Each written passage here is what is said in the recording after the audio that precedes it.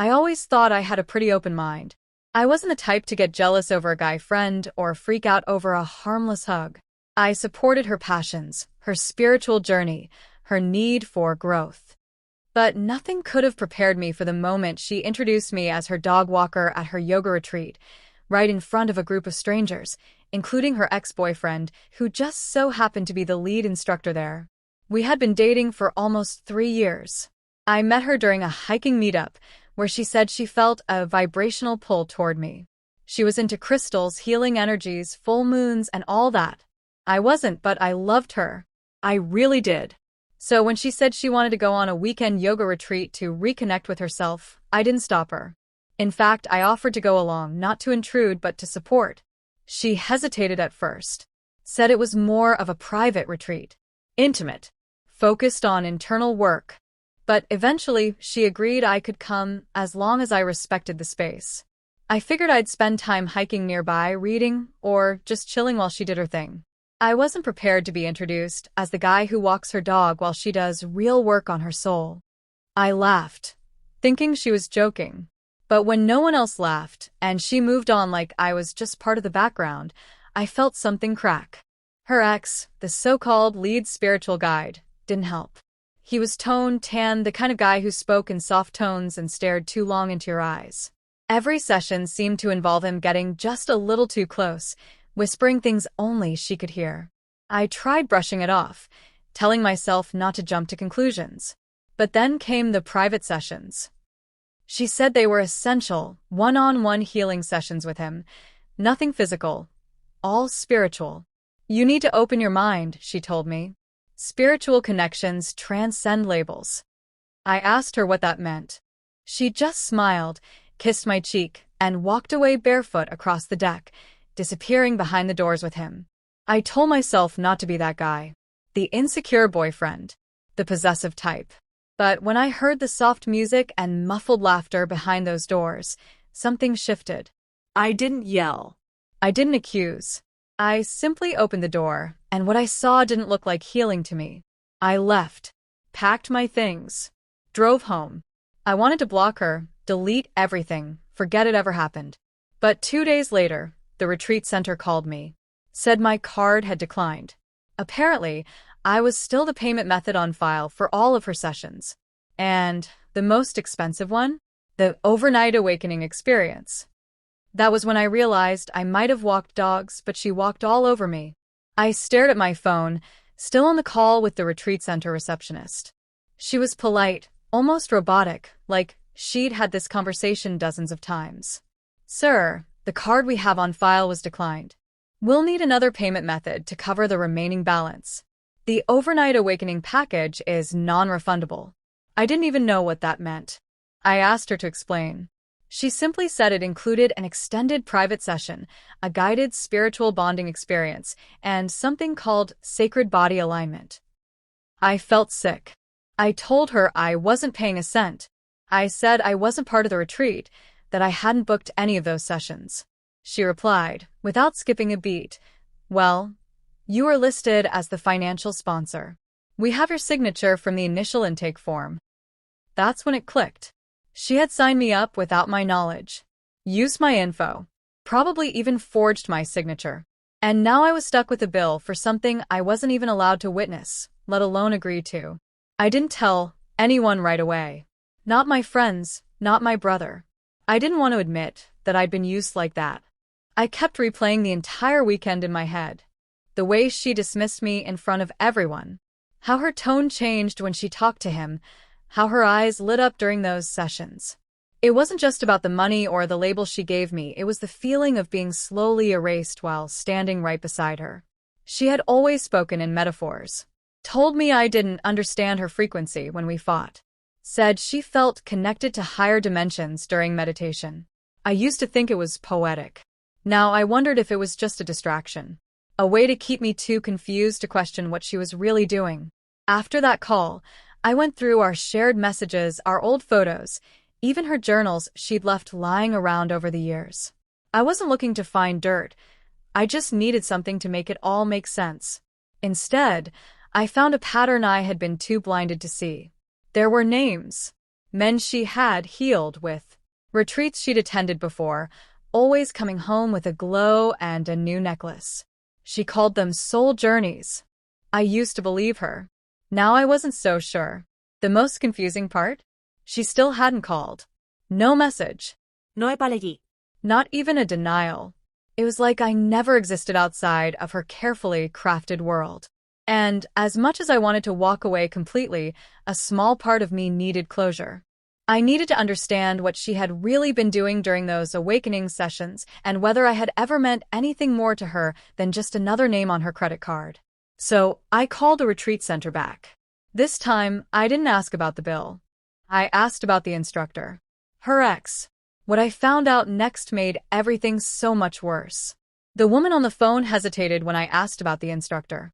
Are you referring to Micah? She said. Yeah, Micah. The toned, whisper-voiced, man-bun-wearing healer who always seemed to be hovering near her like a shadow that smelled like sandalwood. I told the woman I just had a few questions. She paused, lowered her voice, and said, Well, I probably shouldn't be sharing this, but you're not the first person to call asking about him. That sentence alone made my heart race. I asked what she meant. She told me, again, whispering, that a couple of months ago, another man had shown up looking for Micah after his wife had attended a retreat. There had been a scene. Yelling. Accusation. Something about betrayal, emotional manipulation, and money. Eventually, the guy was escorted off the property. But it wasn't the only time. Apparently, Micah had a pattern of developing intense spiritual bonds with female attendees. And somehow, those connections always came with premium price sessions and emotionally strained partners left in the dark. I hung up and just sat there in silence. It was like a slow avalanche, realizing I wasn't crazy, but also knowing that didn't make anything better. She had chosen to go back to him. Lied to me. Hid it behind vague words like energy alignment and past life healing. The worst part? She probably believed it all herself. I started thinking about our last few months together. The weird distance. Her sudden obsession with detaching from earthly attachments. I thought she was just growing, evolving. She made me feel like I was the one holding her back. But now I saw it differently. She wasn't detaching. She was preparing to leave me behind entirely, and Micah was the path she was taking. Still, there were things that didn't add up. Like the way she cried when I brought her tea at 2 a.m. after she had a nightmare. Or the way she held my hand during thunderstorms. You don't fake that kind of stuff. Do you? I decided to talk to someone who might have seen it all more clearly. Her cousin Lily. We weren't super close, but she always liked me. Said I grounded her. When I reached out, Lily responded immediately, like she'd been waiting for me to call. And what she told me next added another layer to this mess. Apparently, the retreat wasn't just a weekend trip. It was something she had been planning for months, applying for spiritual mentorship under Micah, which required total openness and no romantic distractions. Lily said she warned her not to lead me on, but she didn't listen. She said you were safe, Lily whispered. That you'd understand. That you'd let her go if it came down to it. I didn't know what stung more, being called safe or being the one she assumed would just silently disappear. I wasn't ready to disappear. Not yet. And if Micah really was who I was starting to think he was, maybe I wasn't the only one who needed answers. I couldn't sleep that night. My mind kept circling the same questions. Why didn't she just break up with me? Why go through the performance of pretending we were still together while secretly aligning her chakras with her ex? I couldn't shake the feeling that there was more going on. And the deeper I went, the more tangled everything became. I decided I needed to see it for myself. Not to confront her, at least that's what I told myself, but to look her in the eyes and find out who she really was beneath all the spiritual buzzwords. I called the retreat center again, said I wanted to schedule a drop-in visit to observe. They gave me some vague times and said all guests must remain respectful of the energy in the space. Fine. I'd be quiet. But I was going. I arrived the next afternoon. The place was tucked into the hills, surrounded by tall trees and humming wind chimes. Everything smelled like incense and citrus. I parked a little further out so no one would recognize my car, threw on a hoodie, and walked in pretending to browse. The receptionist barely looked up. I followed the sound of soft chanting to one of the outdoor pavilions. There she was, my girlfriend, sitting cross-legged in a circle. Her eyes were closed, her breathing steady, and Micah sat across from her. He wasn't leading the session. He was just watching her, staring, like the rest of the group didn't exist. Something twisted in my chest. I knew that look. That was the way she used to look at me during lazy Sunday mornings before coffee, before words. I waited until the session ended and followed at a distance as people slowly scattered. She walked with Micah toward one of the side cabins, secluded, draped in white cloth, surrounded by wind catchers. My pulse quickened. I stayed back, hidden behind a row of trees. They paused outside the door. She laughed at something he said. Then, she reached up and touched his chest. That's when my phone buzzed. It was Lily. I silenced it quickly, but they heard something. She turned slightly, scanning the trees. I ducked back and held my breath. A few seconds passed. Then the cabin door creaked open. They both stepped inside. I should have walked away. I should have just let it go. But I couldn't. I needed to know what was happening behind that door. That's when I noticed another man standing across the property. He was watching the same cabin. He looked like he didn't belong. Tight jaw, clenched fists, wearing a business suit in a sea of linen. He didn't notice me. His eyes were fixed on that cabin, burning with the same confusion and anger I felt. I wasn't the only one who had come looking for answers. And suddenly, it felt like we were both about to walk into something much bigger than a broken relationship. The man in the suit moved slowly across the gravel path, eyes never leaving the cabin. Something about his expression told me he wasn't just angry. He was calculating, like he had come here with a plan. For a moment, I debated whether to approach him, but my instincts told me to wait. I stayed hidden, watching him from behind a tree, my heart pounding. He reached the steps of the cabin and paused, just like I had. Then he knocked, twice firm. There was no answer. He knocked again, louder this time, and called out, "Micah." The name landed like a stone in the quiet air. No movement inside. That's when he reached into his coat pocket and pulled out something, papers maybe? He slammed them against the door and shouted, "You've been served, you coward." Served? I crept a little closer, just enough to hear more. He was pacing now, muttering to himself. 2 years of this, lying, manipulating, stealing. His voice cracked, like he'd been holding something in for far too long. Then louder. "You think calling it spiritual mentorship makes it legal? You're a predator, Micah. A fraud." That word hit me hard. Fraud. Not just a sleazy ex. Not just some manipulative guru. Fraud meant something more. Something with consequences. Something that could take everything down. I didn't move. I was frozen, part horror, part relief that someone else finally said what I couldn't. Suddenly, the cabin door swung open. Micah stood there, shirtless, calm as ever. My girlfriend, no, ex-girlfriend, stood just behind him, wrapped in a shawl, eyes wide. She looked between them, clearly startled.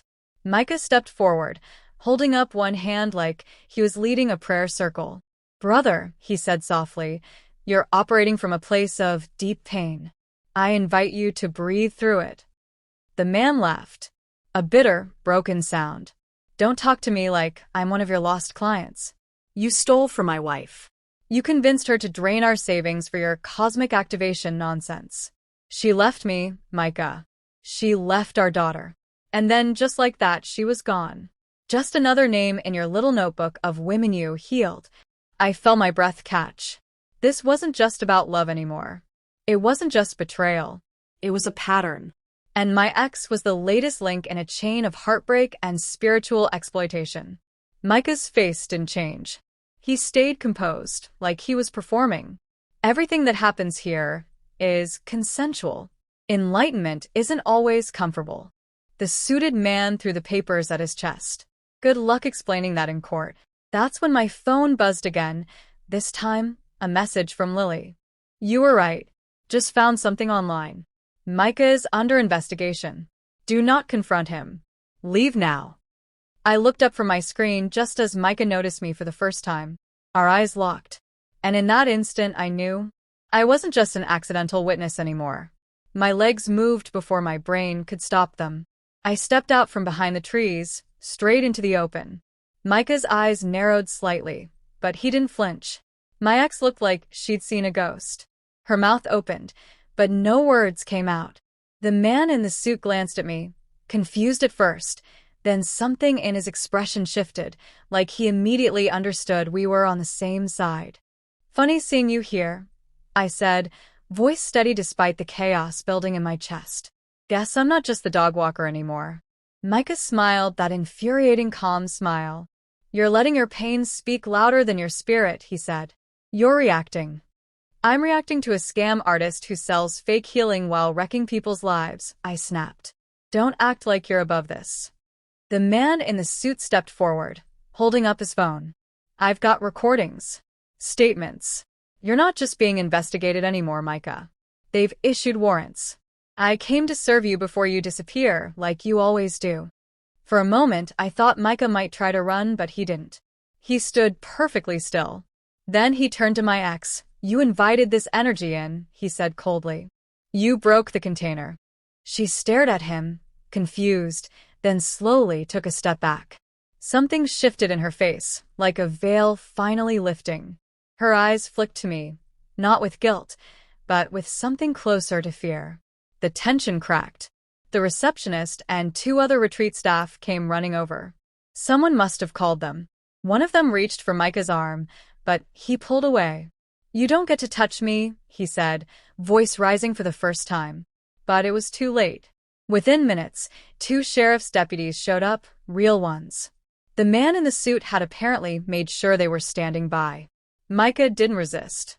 He raised his hands and smiled as they read him his rights, as if even that was part of some larger spiritual lesson. My ex didn't say a word. She sat down on the steps of the cabin, staring at the ground. When I approached her, she finally looked up. I didn't know, she whispered. Not all of it. I nodded. I believe you, I said. But you didn't want to know either. She didn't deny it. As they led Micah away, a quiet settled over the retreat grounds. For a place built on silence and healing, it had never felt more hollow. I started walking back to my car, ready to leave it all behind, when Lily texted again. You'll want to see this. He's not even Micah. That's not his real name. Attached was a screenshot of a forum post. Apparently, this Micah had operated under 5 different names across 3 states. Each time, the same story: retreats, vulnerable women, financial ruin, and poetic spiritual excuses. The twist?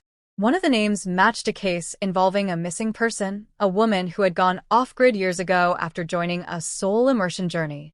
And just like that, I realized this story might be over for me, but it wasn't over yet. It's been 3 months since that day at the retreat. A lot's changed, and some things still feel like they're sinking in.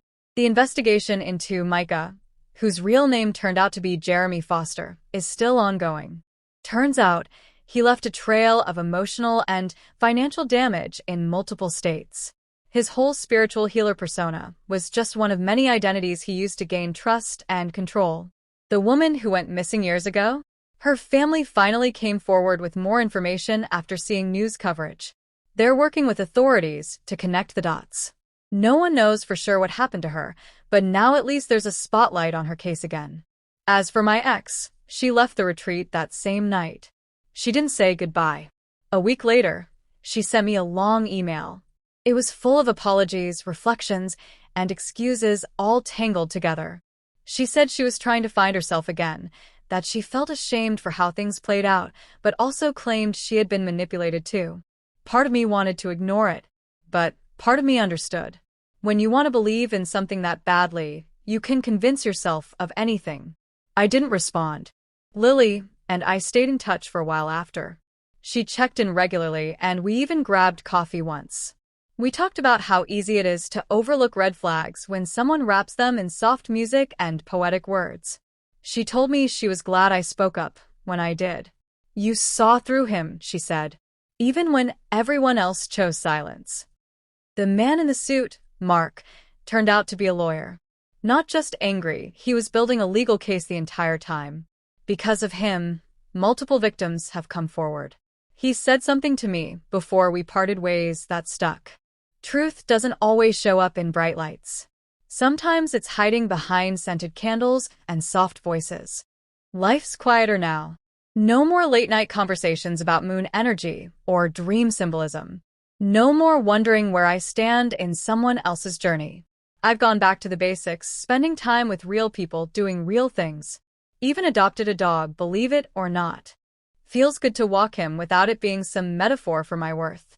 If there's one thing I took away from all this, it's that love should never make you question your own reality. You shouldn't have to decode riddles or prove your loyalty, just earn honesty. And when someone makes you feel invisible in your own relationship, it's not spiritual growth. It's emotional neglect.